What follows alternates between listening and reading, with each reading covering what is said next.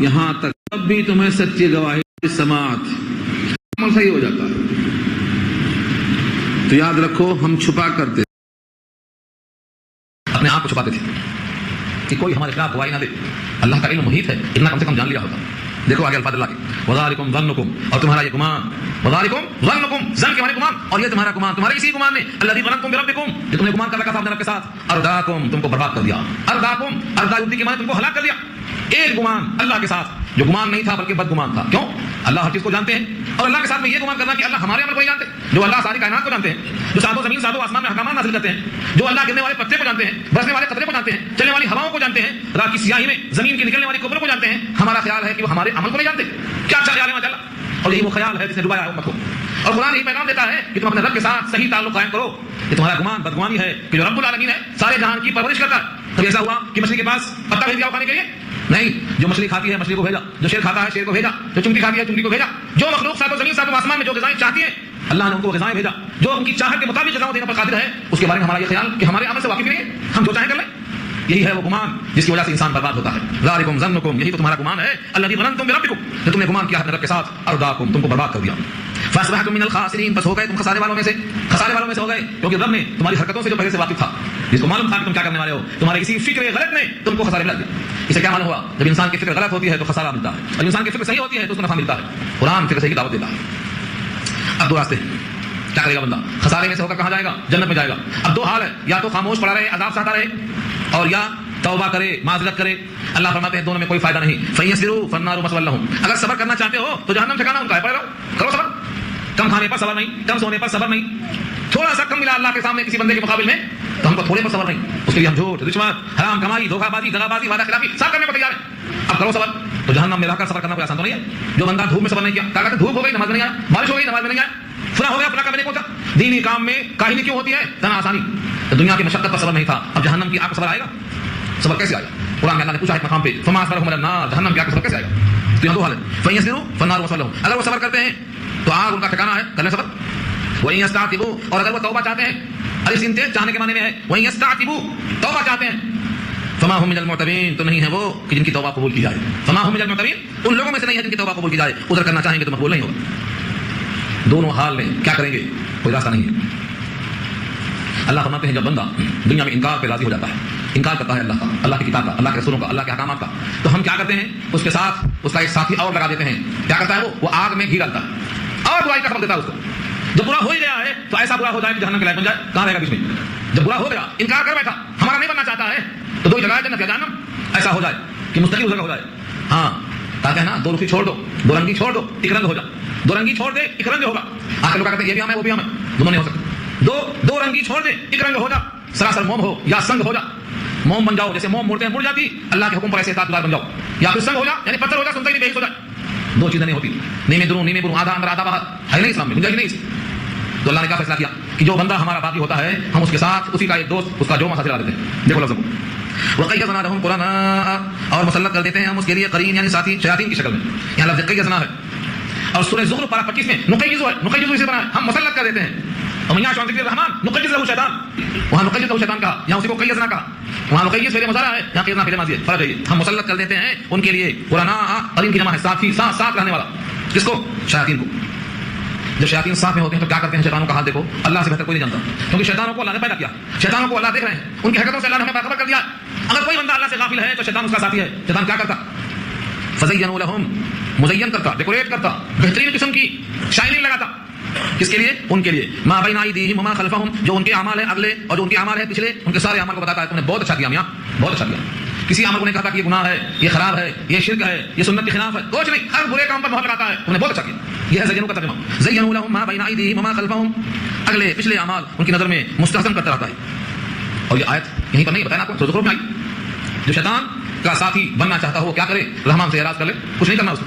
وَمَن يَعْشُ عَن ذِكْرِ الرَّحْمَٰنِ نُقَيِّضْ لَهُ شَيْطَانٌ فَهُوَ لَهُ قَرِينٌ، ساتھی بن جاتا ہے اس کا. وہ یہاں بھی کہا ہر جھوٹا گناہگار شیطان کا اڈا ہوتا ہے. اللہ نے پوچھا سورہ شورى پارہ 19 میں، بتا دوں شیطان کی آماد گاہ کہاں ہے، شیطان کا قیام گاہ کہاں ہے، شیطان کا بسیرا کہاں ہوتا، شیطان زیادہ کہاں رہتے معلوم ہے؟ هل أنبئكم على من تنزل الشياطين تنزل على كل أفاك أثيم، بہت جھوٹ بولنے والا، بہت گناہگار. یہ دو سے بتایا، جہاں بہت جھوٹ بہت گناہ ہو سمجھ لو یہ اڈا اور بسیرا شیطان کا. اللہ تعالیٰ نے یہ فیصلہ کر دیا ہے کہ جو ہمارا نہیں رہے گا ہم اس کو شیطان کے ساتھ لگا کر ایسا کر دیں گے کہ اس کا ہر برے عمل کو اچھا دکھائے گا. سورہ کہف آخری رکوع. اب ایک آیت دیکھیں گے. دنیا میں کچھ لوگ ہیں جن کی ساری محنتیں دنیا میں برباد ہو گئیں اور دنیا کی ہر محنت میں وہ یہ سوچتے رہے کہ میں جو کچھ کر رہا ہوں بہت اچھا کر رہا ہوں. یہ کس نے کہا؟ اللہ نے کہا. الذین ضل سعیہم فی الحیاۃ الدنیا, جن کی محنتیں دنیا کی حیات میں ضائع ہو گئیں. وہ یہاں سب اور یہ گمان کرتے رہے بیچارے. کیا گمان کرتے رہے؟ انہم یحسنون صنعا, کہ وہ بہت اچھا کر رہے ہیں, یعنی برا کام اچھا سمجھ کے کر رہے ہیں. ان کی محنتیں ضائع ہو گئیں. کس نے کہا؟ سورہ کہف 15 پارہ ختم ہو گیا. سورہ میں داخل ہو جاؤ, آخری رکوع میں آئے تھے. کیا مطلب ہوا؟ دنیا میں ایسے بہت لوگ ہیں جو کوششیں کرتے ہیں, محنتیں کرتے ہیں اور سمجھتے ہیں کہ میں اچھا کر رہا ہوں. ان کی محنتیں ضائع ہو جائیں گی. کیوں؟ رب کے حکم کے مطابق نہیں ہے, رسول اللہ کے طریقے کے مطابق نہیں ہے, صحابہ کے عمل کے مطابق نہیں ہے. اس واسطے ضل سعیہم, ان کی تمام صحیح کوشش ضائع ہو گئی.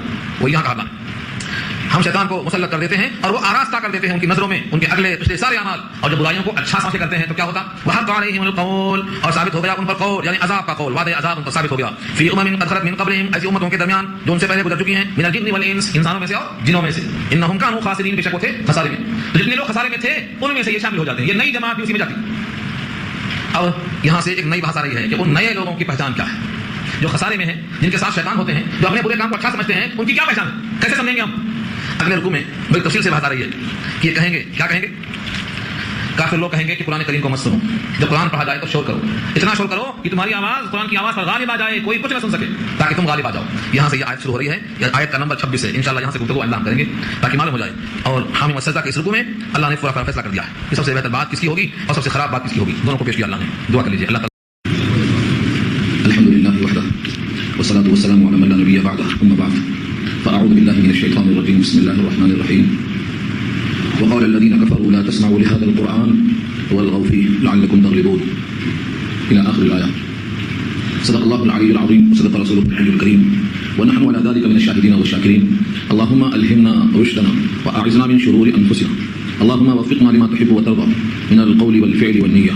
رب اشرح لي صدري ويسر لي أمري واحلل عقدة من لساني يفقهوا قولي. آمین یا رب العالمین. محترم حضرات, معزز سامعین, محترم خواتین, بہنوں اور بہنوں, ملی بھائیوں, پیارے بچوں, تلاوت کی ہوئی آیتیں سورہ حامیم السجدہ 24 آیت نمبر 26 سے نیا رکوع شروع ہو رہا ہے. سورہ حامیم السجدہ میں آخرت میں خاص طور سے محشر کے میدان میں جسم کی گواہی خود اپنے ہی خلاف, اس کا تذکرہ گزشتہ آیتوں میں آپ سن چکے ہیں. اب یہاں سے مومن کے احوال اور مومن کے اعمال اور مومن کا انجام اور اس سے پہلے قرآن کریم کی مخالفت کرنے والے کافروں کے اقوال کو اللہ نے جمع کیا. یہاں پر جب نبی کریم سید الانبیاء محمد مصطفیٰ صلی اللہ علیہ وسلم قرآن سناتے تھے تو کافر اس کا مقابلہ نہیں کر سکتے تھے, کیونکہ قرآن کا ایسا اثر ہوتا کہ لوگ اسلام میں داخل ہو جاتے.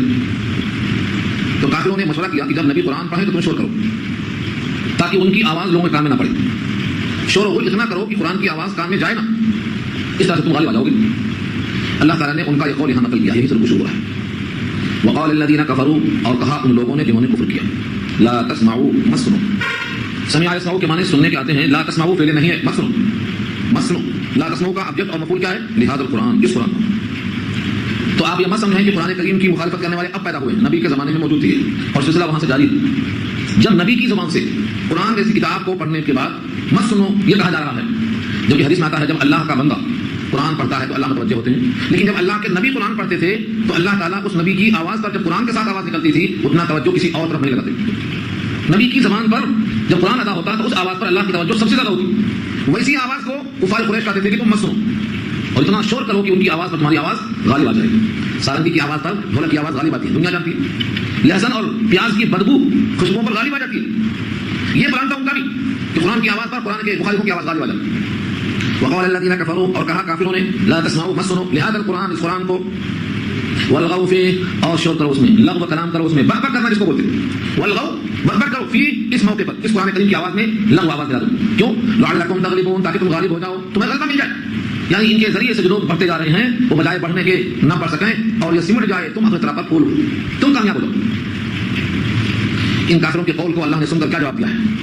جو لوگ کہتے ہیں قرآن کو مت سنو, اللہ تعالیٰ نے ان کے لیے کیا رکھا ہے؟ اس کے بعد کیا جواب دیا اللہ, وَلَنُذِيقَنَّ الَّذِينَ كَفَرُوا عَذَابًا شَدِيدًا, اور ہم ضرور چکھائیں گے. ذائقہ اردو میں استعمال ہے, ذائقہ چکھنا, ذوقوا, چکھو. یہاں کیا لفظ ہے؟ شروع میں لام زبر لا ہے اور آخر میں نون پر تشدید ہے.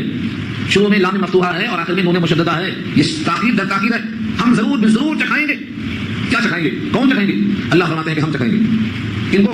جنہوں نے قرآن کی مخالفت کی. کیا چکھائیں گے؟ عذابًا شدید, سخت عذاب. جس عذاب کو اللہ خود کہا کہ وہ شدید ہے, وہ کتنا سخت ہوگا.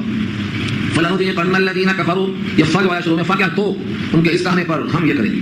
یہ تو جو اردو میں استعمال ہوتا ہے انہوں نے ایسا کہا تو ان کی سزا یہ تو جو اردو میں آتا ہے اس کے جگہ پر فا آتا فَلَنُذِيقَنَّ ہم چکھائیں گے الَّذِينَ كَفَرُوا جنہوں نے کفر کیا عذابًا شدیدًا سخت عذاب وَلَنَجْزِيَنَّهُمْ اور ہم ان کو ضرور بضرور بدلا دیں گے أَسْوَأَ الَّذِي كَانُوا يَعْمَلُونَ ان تمام برے کاموں کا جو کیا کرتے تھے. ان برے کاموں میں سے ایک کام یہ بھی ہے قرآن میں شور کرنا, ایک برا عمل ہے انکار کرنا کفر کرنا, ایک برا عمل یہ ہے نبی کی بات نہ ماننا. یہ برے جو کام تھے ان تمام پر ہم ان کو ضرور بدلا دیں گے. جو وعدہ اللہ اور وعدے کی خلاف ورزی اللہ نہیں کرتے سخت عذاب ہوا. اللہ فرماتے ہیں یہ ان کے لیے ان کا بدلہ ہے. اضافہ مت سمجھو کہ غلطی چھوٹی تھی سزا زیادہ ہو گئی, غلطی کے بقدر ہی ہم دیتے ہیں سزا. ذالک جزاء اعداء اللہ النار ذالک جزاء یہ بدلہ اعداء اللہ کا معنی اللہ کے دشمن, عدوہم کی جمع اعداء اللہ اللہ کے دشمن, یہ بدلہ ہے اللہ کے دشمن کا آگ. ذالک جزاء اعداء اللہ النار اعداء اللہ اللہ کے دشمنوں کا بدلہ کیا ہے آگ. یہ بدلہ کب تک رہے گا؟ ایک دن, 2 دن, 4 دن, 10 دن, 10 سال, 20 سال فرمایا نہیں. لہم فیہا دار الخلد لہم ان کے لیے ہے فیہا اس آگ میں دار الخلد ہمیشگی کا. دار کے معنی گھر اور الخلد کے معنی ہمیشگی جاویدگی. یہاں تو بڑھاپا بھی آتا موت بھی آتی, یہاں تو حادثات میں آگے منتقل ہو جاتا زمین کے پیٹ میں چلا جاتا پیٹ سے نکل کے, مگر یہاں کیا کہا دار الخلد ہمیشگی والا گھر.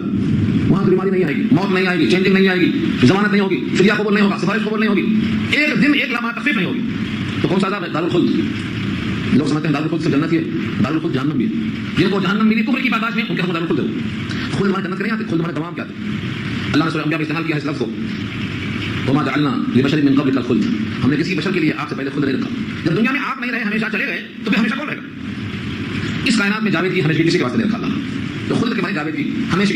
ہر بچے کو آپ دیکھتے ہیں جوان ہوتا ہے, نوجوانی کے بعد جوانی آتی ہے, ادھیر عمر کو پہنچتا ہے, بڑھاپے کو آتا ہے. یہ تغیر ہم کیوں دیکھتے ہیں؟ ہم کو دکھایا جاتا ہے کہ ہم غور کریں. ہم اس تغیر پر قادر نہیں ہے کہ روک لیں. کوئی نوجوان چاہے میری عمر نہ ڈھلے, میں ہمیشہ سجدہ بدن کا رہوں, نہیں ہو سکتا. میرے دانت نہ گرے, نہیں ہو سکتا. میرے بال نہ پکے, نہیں ہو سکتا. میری آنکھیں کمزور نہ ہو, نہیں ہو سکتا. جسم میں لاغری دن بدن آ رہی. دنیا کا ہر انسان اس تغیر کو نہیں روک سکتا, تو اگلے قدم کو کیسے روکے گا؟ علامہ حالی کو مت بھولو, ہے قوام دم بدم اب انحطاط. کوچ کی حالی کرو تیاریاں, ہے قوام دم بدم اب انحطاط. کوچ کی حالی کرو کیا مطلب؟ تیاری کرو چلنے کی, اس منزل سے دوسری منزل میں جانا ہے, اور وہ ہے منزل پیٹ کی منزل ہے, پیٹ کی منزل ہے, پیٹ کے بعد. اب ہم پیٹ کہاں ہے؟ نیچے, اور پیٹ کہاں ہے؟ اوپر. ہم زمین کے اوپر بیٹھے ہیں, یہ منزل اب ختم ہونے والی ہے. اب زمین کے پیٹ میں جائیں گے, یہ دوسری منزل شروع ہونے والی ہے. اس کے لیے حل کرتا کوچ کی چلنے کی حالی کرو تیاریاں, ہے قوام دم بدم اب انحطاط.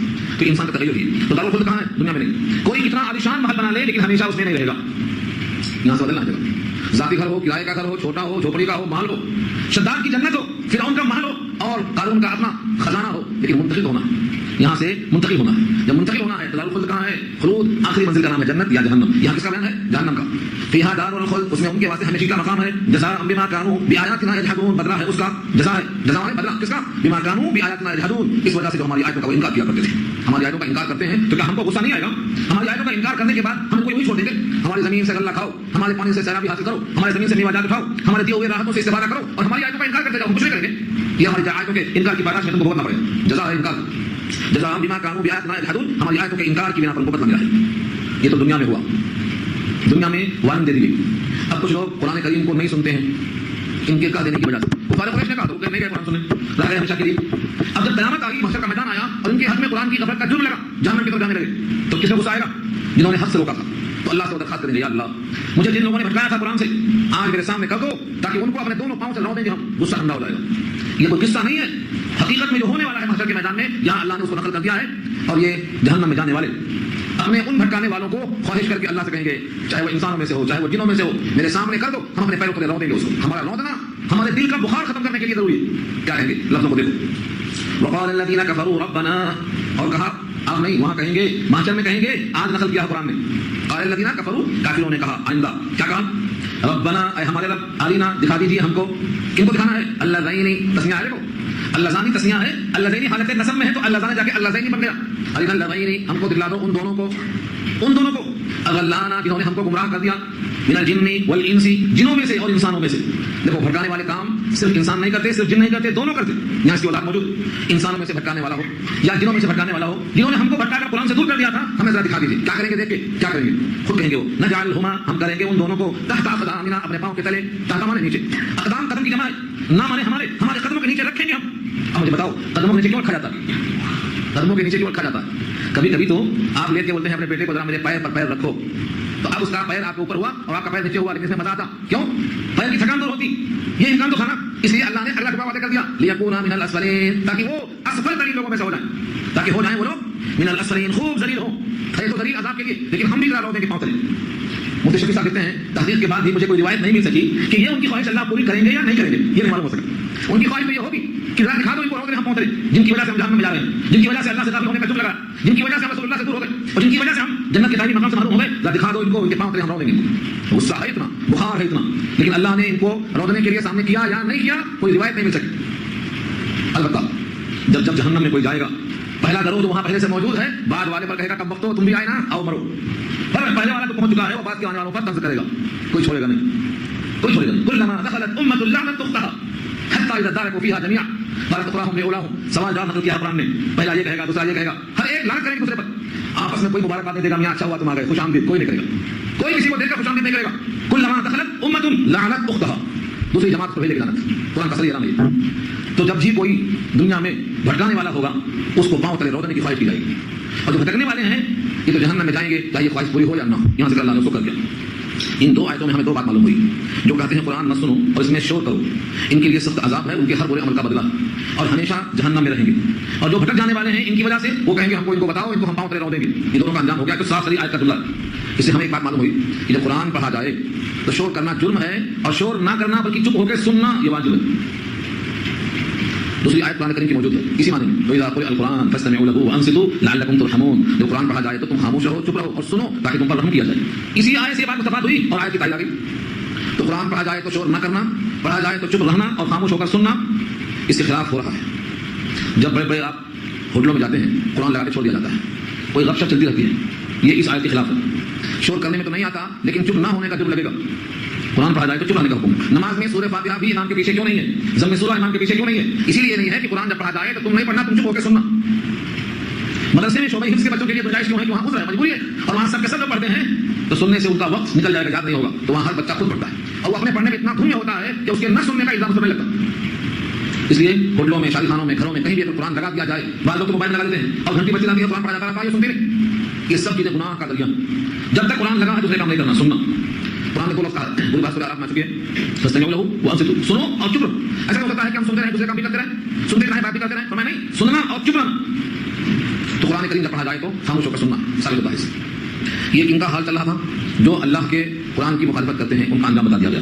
لیکن جو لوگ قرآن کریم پر ڈٹتے ہیں، مقابلے پہ حق کے جم جاتے ہیں، کتاب اللہ کے مطابق چلتے ہیں، ان کے لیے دنیا میں مشقتیں ہیں، مصیبتیں ہیں، پریشانیاں ہیں، طنز ہیں، آزمائش ہیں، ان کے لیے کیا انجام ہے؟ اگلی 3 آیتوں میں اللہ واضح فرماتے ہیں، ان الذین قالوا ربنا اللہ، بے شک انہوں نے کہا دیا زبان سے کہ ہمارا رب اللہ ہے۔ ربنا اللہ، ہمارا رب کون ہے؟ اللہ۔ بولنا تو بہت آسان ہے، زبان سے بولنا آسان ہے۔ پہلے بولو رب کے معنی کیا ہے؟ عدم سے وجود میں لانا، درجہ کمال تک پہنچانا، ہر حاجت کو پوری کرتے ہوئے شباب تک لانا، اس کو رب کہتے ہیں۔ ہم کیا سمجھتے ہیں؟ حاجتیں ہماری یوں پورا کریں گے، انہوں پورا کریں گے، ان کے پاس نہیں جائیں گے تو حاجت پوری نہیں ہوگی۔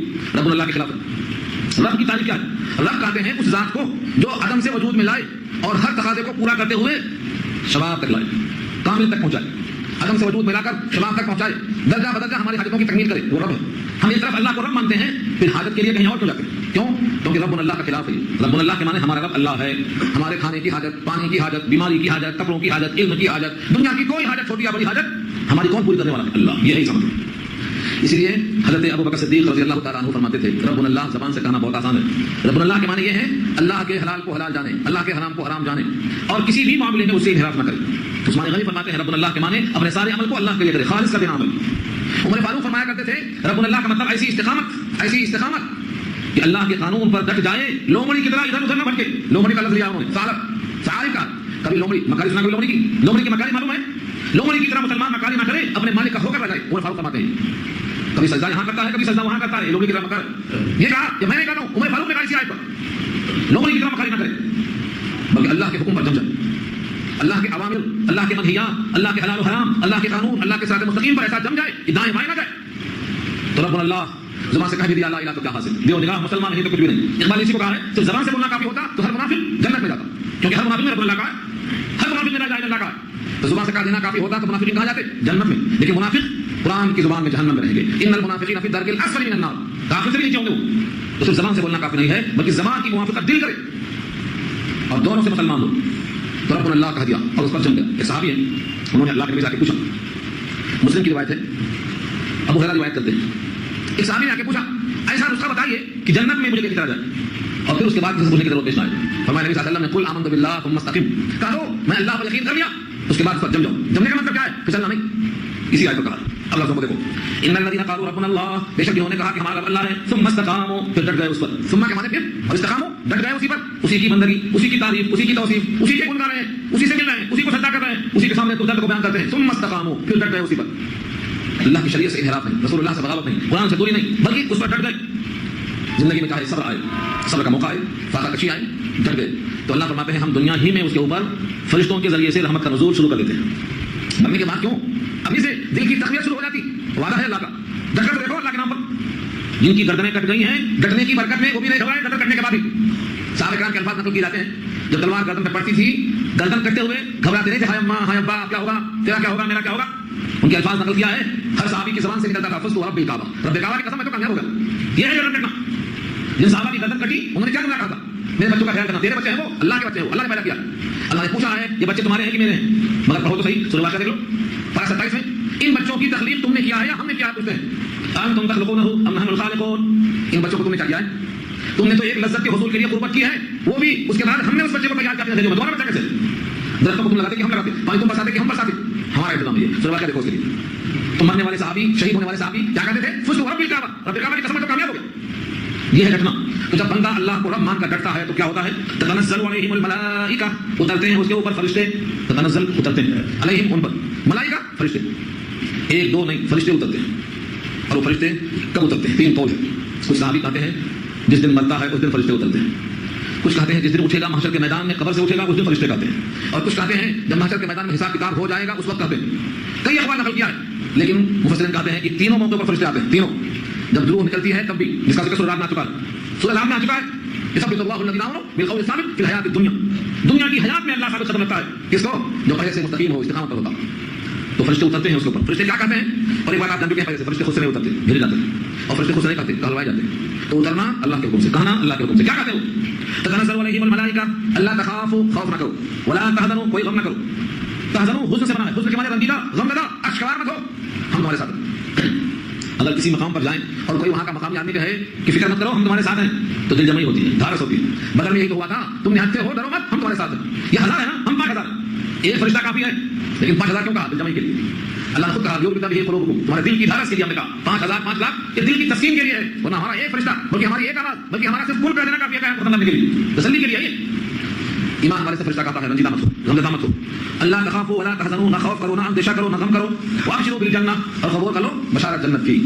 یہ کون سی جنت ہے, نہیں پوچھا کیوں, کیونکہ بندے کو تو دنیا میں سنا سنا کر رغبت دلا کر اس سے عمل کروایا گیا تھا. اسے کہیں گے التی کنتم توعدون, التی کنتم توعدون, تم کو جس جنت کا وعدہ کیا گیا تھا وہ یہی جنت ہے, ہم تمہارے ساتھ. تو فرشتہ ساتھ لے کے جائے گا, روح نکلتے وقت فرشتہ ساتھ رہے گا, قبر سے نکلتے وقت فرشتہ ساتھ رہے گا, محشر کے میدان میں فرشتہ ساتھ رہے گا. جب اللہ کا نمائندہ ہمارے ساتھ ساتھ ہے تو یہ ایسا ہے جیسے مہمان کے لیے میزبان کسی کو بھیجتا ہے, دیکھو جا کے لاؤ ساتھ میں, تاکہ اترنے کے بعد اجنبیت نہ ہو, وحشت نہ ہو, کہاں جائیں کیسے جائیں. استقبال ہے اللہ کا فرشتوں کے ذریعے سے, ایمان والے کا اکرام ہے اللہ کی طرف سے. فرشتے سے کہنے کہتے کہ ہم تمہارے ساتھ آئے ہیں, بس کچھ کریں گے نہیں, ذل الہی بن کے آگے رہیں گے نہیں, بلکہ فرمایا ہم تمہارے دوست ہیں, دوست. نحنو اولیاؤکم, لوگ بولتے ہیں اولیاء اللہ, یہ کیا کہتے ہیں اولیاؤکم, تمہارے ہم دوست ہیں. نحنو ہم اولیاؤکم, تمہارے دوست ہیں. اولیاء ولیون کی جمع ہے, ولیون کے معنی دوست, ہم تمہارے دوست ہیں. مجھے بتاؤ اگر ہمارے فرشتے دوست ہوں, ہمارے رفیق فرشتے ہوں, اور ہماری گائیڈ کرنے والے فرشتے بھیجے جائیں تو ہمیں کیا خطرہ ہو سکتا ہے. نحنو اولیاؤکم, ہم تمہارے رفیق کار ہیں. اب یہ مت سمجھو کہ اب تک نہیں تھے, جو فرشتے زندگی بھر ہمارے ساتھ تھے وہی فرشتے وہاں آتے ہیں ظاہر ہو کر, اور اب فرشتوں کو ہم دیکھ سکیں گے کیونکہ آخرت سامنے آ گئی. یہ فرشتے کہیں گے ہم تمہارے ساتھ ہی رہے, تم کو خبر نہیں تھی, تمہارے ساتھ ساتھ تھے, ہم تمہاری آنکھوں کا تحفظ کرتے تھے, تمہارے لیے تمام تکلیفوں کا سدباب کرتے تھے. نحنو اولیاؤکم, تمہارے رفیق تھے ہم, فی الحیات الدنیا, دنیا کی حیات میں, وفی الآخرہ, اور آخرت میں بھی ہم ساتھ ساتھ رہیں گے. فرشتے ساتھ نہیں چھوڑتے. جس طرح کافر کے ساتھ شیطان رہتا ہے اور وہ ساتھ نہیں چھوڑتا, جنت میں نہیں جہنم میں لے جانے تک. جیسے کافر کا ساتھی نہیں ساتھ چھوڑتا منزل تک گئے بغیر, ایسے مومن کا ساتھی فرشتہ ساتھ نہیں چھوڑتا منزل تک گئے بغیر. نحنو اولیاؤکم فی الحیات الدنیا وفی الآخرہ, ہم تمہارے دوست ہیں دنیا کی زندگانی میں بھی اور آخرت میں بھی. وَلَكُمْ فِيهَا مَا تَشْتَهِي أَنفُسُكُمْ وَلَكُمْ فِيهَا مَا تَدَّعُونَ, اور تمہارے لیے اس میں نہیں جنت میں مَا تَشْتَهِي أَنفُسُكُمْ, أنفسكم نفس کی جمع ہے انفس, اور کم مانے تم, اور تشتہی اشتہا سے, اشتہا مانے خواہش, آپ کیا لیں گے, ٹھنڈا یا گرم, کھائیں گے یا پیئیں گے, آرام کریں گے, کیا تقاضا ہے, اشتہا کس چیز کی ہو رہی ہے, اشتہا پوچھیں گے فرشتے.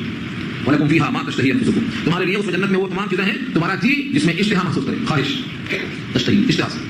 حدیث میں آتا ہے کوئی آدمی کہے گا یہ اڑتا ہوا پرندہ بھنا ہوا مجھے چاہیے, تو اس کو بھوننا نہیں پڑے گا, اس کے لیے آگ کی ضرورت نہیں, باورچی کی ضرورت نہیں, اڑتا ہوا پرندہ بھون کر سامنے آ جائے گا. نہ دھواں نہ آگ نہ باورچی نہ لمحہ خرچ ہوگا، اسی لمحے میں بنا ہوا حاضر ہو جائے گا۔ کوئی کہے گا میں دنیا میں بغیر بچوں کا تھا، اب تو میں بچہ چاہتا ہوں کھلانے کے لیے، میں نے بہت کوشش کیا تھا، بچہ نہیں پیدا ہوا تھا، یا اللہ مجھے بچہ چاہیے۔ حدیث میں آتا ہے آنے واحد میں حمل بھی ہوگا بچہ بھی ہوگا، سامنے بچہ آ جائے گا۔ کوئی کہے گا میں تو کاشتکار تھا، زمین میری بہت کم تھی، مجھے پیدا کرنے کی بڑی خواہش ہے، اللہ تعالیٰ منڈوں میں زراعت کے سامان پیدا کریں گے، پہاڑوں کی طرح اس کے لیے غلہ اپج جائے گا اور سامنے ڈھیر آ جائے گا۔ جنت کی بیان میں سنو، میری مستقل ایک کیسٹ ہے پہلے سے موجود ہے سیدھی، جنت یا جہنم، جنت کی پورے حوالے اس کے اندر نقل کر دیا میں نے۔ جب یہ بچے کی بات آئی، زراعت کی بات آئی، تو ایک انصاری نے کہا اللہ کے نبی یہ کھیتی کرنے کی خواہش کرنے والا کوئی قریشی ہوگا؟ حضور چونکہ قریش کے تھے تو انہوں نے کہا کوئی قریشی ہوگا جو زراعت کی کوشش میں لگا رہے گا۔ نبی صلی اللہ علیہ وسلم ہنس پڑے اور مسکراہٹ آ گئی، اور آپ نے کبھی نبی کی مسکراہٹ پر کبھی غور نہیں کیا۔ شمائل ترمذی پڑھو، ہمارے حضور جب ہنستے تھے تو سامنے کے دو دانت کے درمیان سے نور کی کرنیں نکلتی تھی، لگتا تھا موتی برس رہا۔ کبھی دیکھا حضور کا چہرہ؟ کم سے کم خواب میں دیکھنے کی کوشش کرو، کیسے تھے میرے جانا تو صحیح، ناک کیسی تھی، آنکھ کیسی تھی، بال کیسے تھے، بھویں کیسی تھی، ٹوپی کیسی تھی، ہم تو نقل میں لگے یہودیوں کے۔ ہمارا نمونہ اللہ نے کیا بتایا؟ اللہ کا رسول تمہارا نمونہ۔ میں اپنے رسول کو حبیب چاہتا ہوں، حبیب بنا کے چاہتا ہوں، جو میرے حبیب کی نقل کرے گا میرا حبیب بنے گا۔ ہم تو حضور کو دیکھے نہیں، کم سے کم کتابیں پڑھ لو سیرت کی تو معلوم ہوتا کہ آپ کا وجود کیسا تھا۔ نقل کرو تو نبی کی نقل کرو، جن کو اللہ نے اس کائنات میں سب سے حسین پیدا کیا ہے، اس نبی کی نقل کرنے سے کیا مانے ہے، کیا رکاوٹ؟ یہی تو نا کہ شیطان پیچھے لگ گیا ہے، ماڈرن کائے کا ماڈرن، جو نمونہ ہمارے واسطے بن سکتا ہے اس کا کوئی ایمان ہی نہیں ہے۔ کیوں بنا تو نمونہ جو یہودی ہے، جو مشرک ہے، جو جہنم میں جانے والا ہے؟ نمونہ ہمارا وہ بنے گا جو سردار ہوگا اولاد آدم کا، تمام آدم کی اولاد کا سردار ہوگا، وہ ہمارا نمونہ ہے۔ ان کی طرح ہمارا لباس، ان کی طرح ہمارا چہرہ، ان کی طرح ہمارا بول، ان کی طرح ہماری چال، ہماری ہر چیز میں نسل ان کی ہونا چاہیے۔ یہ کہا گیا یہاں پر اللہ کے فضل و کرم سے جنت میں جو چاہیں گے ملے گا۔